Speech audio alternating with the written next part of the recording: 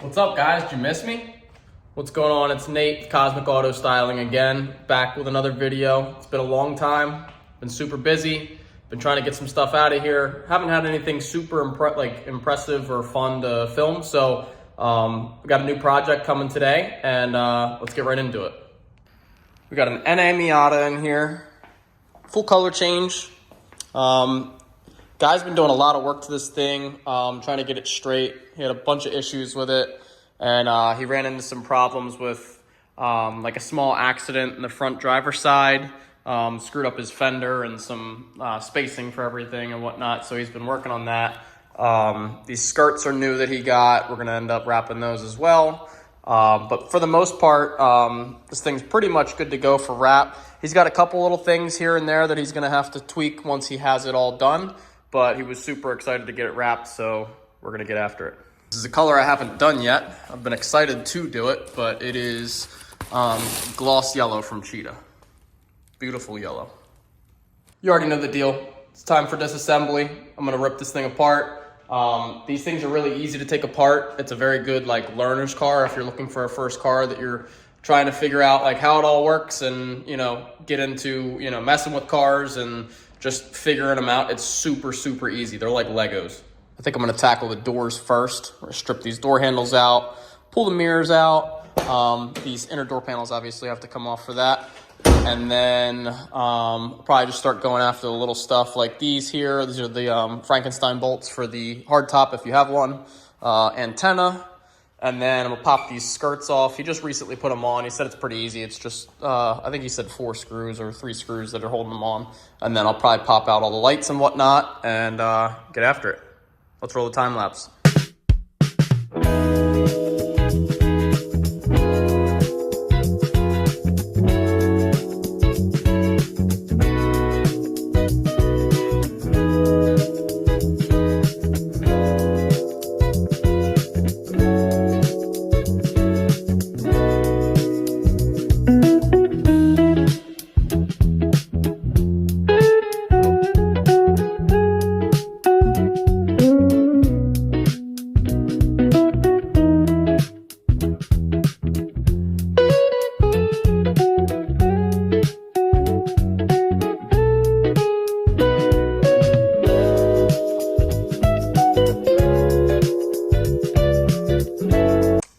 We are all disassembled now.